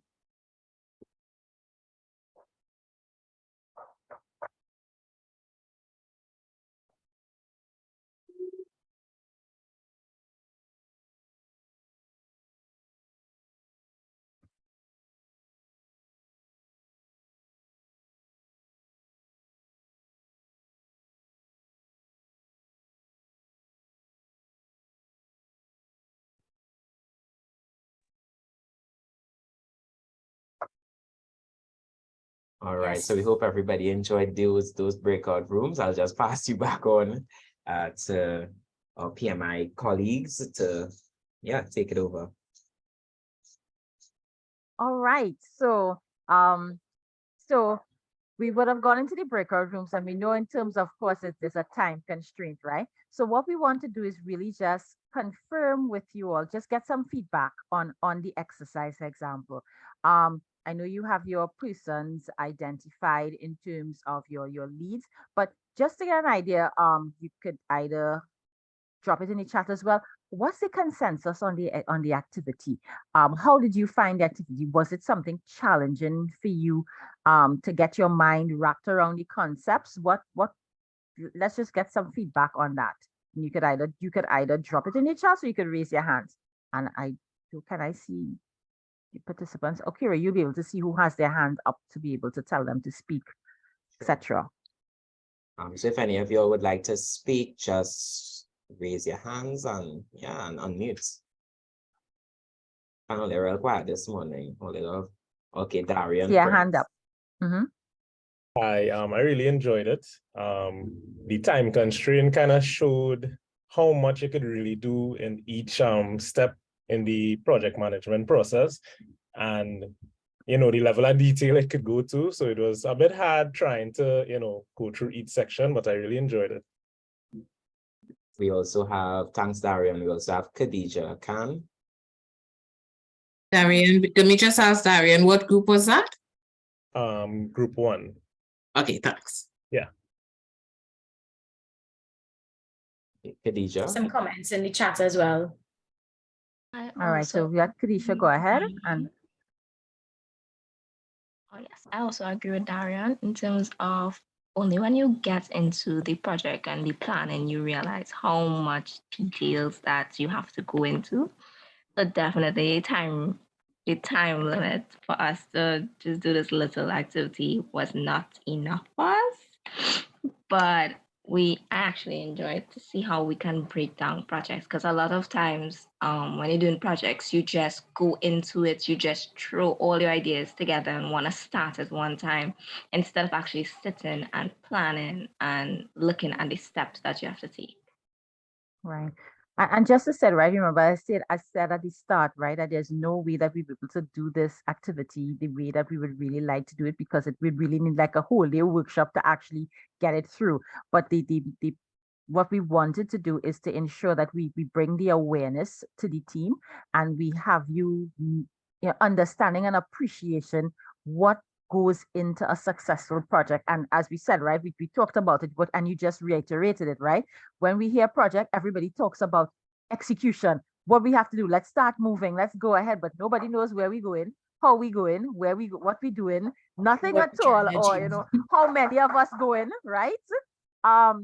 So it's really an appreciation as to what are the steps that are required for us to be successful. As I said, right, it takes a team. And that's another part that is a key activity, is building the team to ensure that you have the resources to ensure that you can get your project done successfully. And yeah, and so I think we've achieved, yes, and we know the time. As any workshop we have, we could give you an hour, we could give you half an hour, we could give you 50 minutes. It will never be enough time. But the aim of this exercise was to really get you understanding what it is required, what are some of the steps, and you know, to help you to be successful. And this is just as I said, a taste to be able to get it done, because all of these initial examples are actual projects that you all have coming up in this year. So you all will get the time to plan it right and to execute on it correctly, because you all have different things. I know you all have for your fiscal year different activities coming up, and these are some of the areas that you all are planning to focus on, along with some others. So anybody else from Khadija, what group was that? Group 3. Okay. Can we get, so we had 1 and 3, can we get some feedback from 2 and 4? So just looking at the chat, we're saying right, try Chef to from group join 4. group 2. Wanted more time. I wasn't thinking quick enough. Yes, it's Saturday morning. Yes, That's we okay. identified. Yeah, that's okay. Time was a challenge. Okay, that's fine. That's absolutely fine. And yeah, and even and another thing too, right? When you start your planning for your project, you may not necessarily get all the answers in that one first meeting where you're planning, because you know, you might be driving up the highway and you see something and say, but we didn't think about this, you know. So it's as I say, that's where the monitoring and the controlling comes in, right? Because it would be really nice if we could identify all our risk up front and then have the environment stay static. But we know that doesn't happen. It's ever evolving, it's ever moving, it's ever changing, that kind of thing. So you know, it's part of always, as you say, when your awareness is heightened, you're now aware of things that could impact. How does this, you're thinking more critically and more strategically, and how things can impact your project. So you're not looking at it, as Alicia said, you're not in a silo. Everything doesn't remain static. It's constantly moving, and it's dynamic. It's a dynamic environment that we're activating in, right? So as we said, we have a very quiet bunch of Feedback from people the other today. groups, just in terms of, as I say, you may not have been able to finish, but just in terms of whatever was done, some feedback on the sharing. Hi. For Hi, group, Anisha. hi everyone. For group 4, I think my challenge was the time, like when we started shooting the ideas, things to write down, we just saw the 58 seconds pop up, time to go. And um, overall, there's a lot of things to take into consideration, and well, the limited time was a major factor with us. So yeah. Right. Just a question. So in terms of, well, I guess the main feedback we're looking for is you would have come in with a particular perspective in terms of this is how you engage a project. We've run through what are some of the projects initiatives.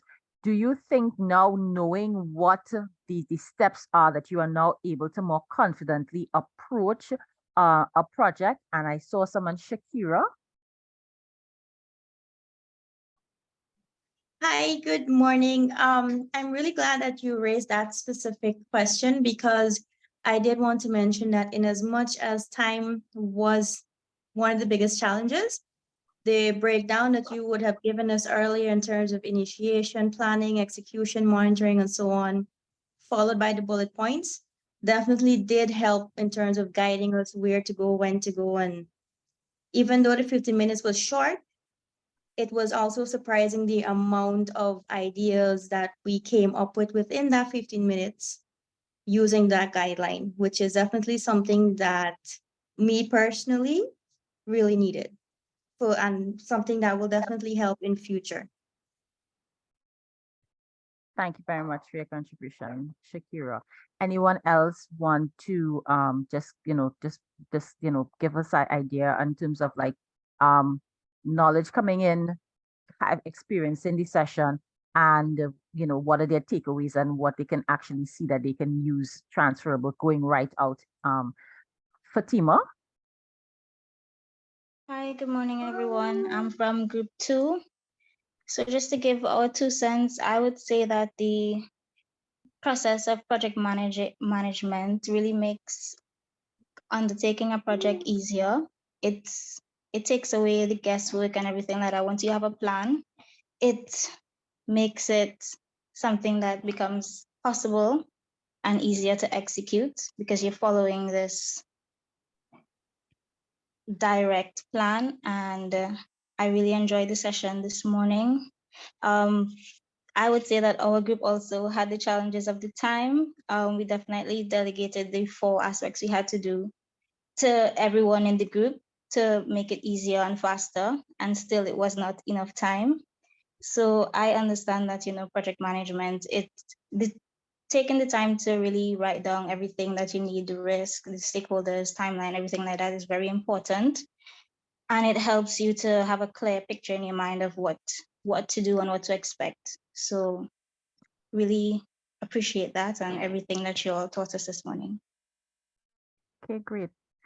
Great, that's great. And I think I think we have received our objective, right? We planted the seed, the awareness and the appreciation that there is a framework, a methodology as to how you can at least go about executing projects. And you're knowing that, of course, that it is a dynamic environment, that things will happen, but because you have planned for it or you've considered it, it helps you to navigate those challenges a lot better. So are there any questions that you would like to ask from anybody in any of the participants? You can share those questions now. We can look to address them and then we move to wrap up.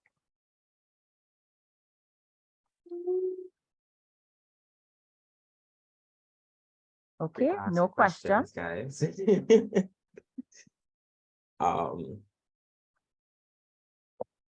No questions. Okay. All We'll right. take that as a success criterion. Yeah, so we've left them with a lot, right? And we can expect to, okay, I'm sure that you're going to get maybe some questions in the week after, because I know, right? It is Saturday morning. A lot of people are still waking up. Yep. And I would like, just, not preempting what Janelle is going to talk about in terms of certifications, etc., and wrapping up. But I just really want to thank everybody for being engaging, right? And be participating in the session and, just being here present, right? And I think it's over to you, Janelle. Yeah, sure. I could do the wrap up. So I mean, just to close off, I want to say like a few words of wisdom from my personal experience as well in managing projects. We spoke a lot about planning and, sometimes where we tend to get as project managers, you tend to freeze up a little bit. But I mean, it comes with experience and time, is that yes, we're creating these plans, but it's okay if you don't know everything. And Juliet pointed it out, you're not going to know everything up front. There are ways that you could help yourself get to know that information. As Aisha pointed out, lessons learned are great ways. So, do some work, do some homework, kind of figure out who's done this before. And odds up somebody might not have done most likely it says they might not have done the exact same thing, but done something similar. So you want to pull from that experience, but don't freeze because you think that, oh, well, I have to have a plan that is perfect. Perfection is something that kills us, analysis paralysis. Don't let that happen to you. Planning is absolutely important, but at the same time, recognize that at certain points, you have a certain amount of information and you can move on, and your plan can evolve. That is key here. Juliet spoke about the monitoring and control process group, because you're going to have changes and things are going to happen, and you're going to have to look at replanning and figuring out, okay, how do I adjust my plan to make sure that we cater for what the new needs are, so don't think that because you set this plan and it's there in rock, it can't change. There are absolutely things that can cause it to change, and you want to be able to manage the change. That is critical. And yeah, and don't freeze up. Don't let analysis paralysis take you out.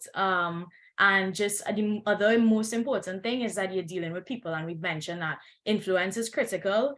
You have to empower your teams. You have to measure the temperature of your team members, make sure that everyone knows what they're doing, but make sure they're empowered to do that and their concerns are being met. Their concerns and issues and any needs that they have are being met. Because at the end of the day, if we were all robots, it would be pretty easy. You just load up the task and then the task comes out on time, but we're people and things happen and we have lives outside of the work that we do, and it does affect us and how we perform. So it's also important to know that you're dealing with people and to be able to figure out how does that dynamic affect what you're doing, and adapt as well, and be willing to adapt as well. Because as I mentioned, like for example, for us today here, we would have catered for like probably 60 persons when we were planning this, like, okay, how many breakout groups do we do? But we recognize that as this program progressed, we need to make the group smaller because we have less persons to make it make sense, right? So it's okay that those things happen. It's okay if something doesn't go according to plan.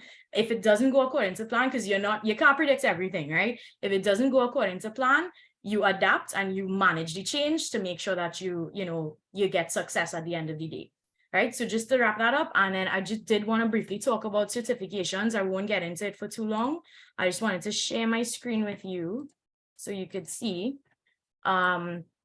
In terms of, I think this is not a certification so much, but it is something that I think everyone here can go away and do. It's actually a free offering that PMI has, and it's called Kickoff.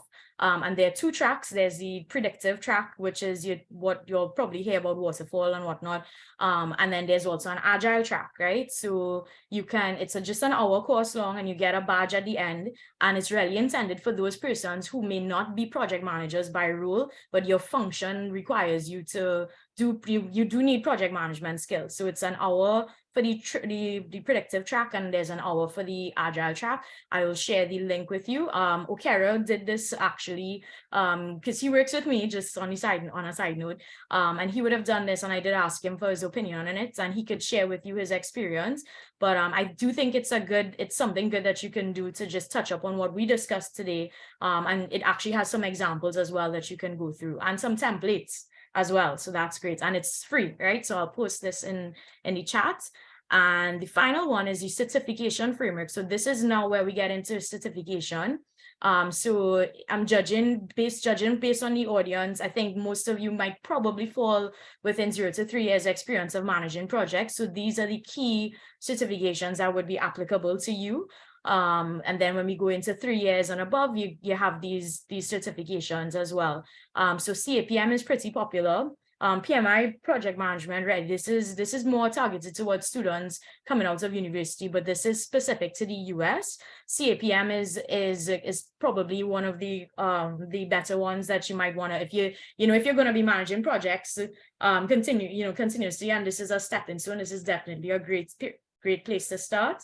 ACP is with regards to agile methodologies and gives you a whole overview of agile, and DASM, which is Discipline Agile Scrum Master, and Discipline Agile Senior Scrum Master. These are more for agile methodologies. It's actually toolkits that you're trained into how to do these things, right? How to perform agile methodologies. The other certifications, we have a specialization. So you will have risk management professional, scheduling professional. These are more advanced. And then there's ones for construction as well, if that's the type of projects. There's also micro credentials, so organizational transformation as well. So these are pretty good. And then of course you have the very senior ones, which is 8+ years experience. But as I mentioned, I think the key focus would be this area for you guys. If you go into, well, that's a bad one, each one, it kind of goes through what the requirements are, when to apply, how this could be of value to yourselves, what the requirements are. It has a lot of detailed information. So I know we're short on time, so I'm not going to go through all, but I am going to share this link with you so that you could explore. And of course, if you have any questions, you could direct them to directly to us at PMI SEC. PMI Global also has a 24/7 chat that they provide a host of information as well. So you could feel free to come to us, so you can reach out directly to them. We're all connected. Yeah, and the one other thing that I could say on behalf of PMI SEC in regards to the volunteers is that our programs are built on volunteerism. Everyone in our organization is a volunteer. And what that means is, so that's our directors, myself as well, right? So what that means is, we have a lot of projects as well that we do. And what we've been proud about is that when we do these projects, it provides an opportunity for our volunteers to gain experience as well. So, if you're interested in volunteering and gaining some project management experience, working with senior experienced project managers, and just how we would have interacted today, it's a great opportunity to learn as well, So yeah, and well, with that, I just want to say thanks again to our team, Juliet and Aisha, for coming together to work on this for the Rotaract group. And these are volunteers of the PMI SEC community, and it's always inspiring to see when they, this is how we build the community, and this is how we build the profession as well. When we have knowledge transfer from their experiences and practical experiences in their workplace, even through PMI SEC itself.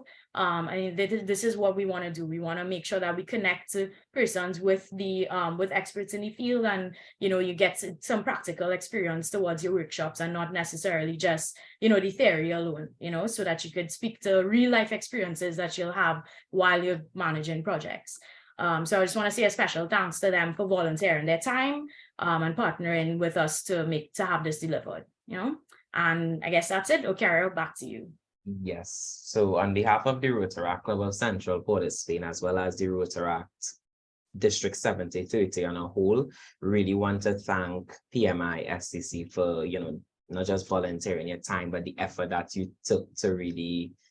This was a really amazing session. I know for lots of people who may not be familiar with project management, going into such depth, it may have felt a bit overwhelming, but this was a lot of critical and very useful information that I believe, all Rotaractors could benefit from. We are engaged in so many different projects throughout the year. There are hundreds of projects within our district throughout a year period from all the different clubs that we have. So I feel like, investing more in learning about project management is definitely the way to go for a lot of us, all of us rather. So I just really want to thank you guys so much. Thank you to our presenters. Thank you, Julia. Thank you, Aisha. Thank you, Janelle.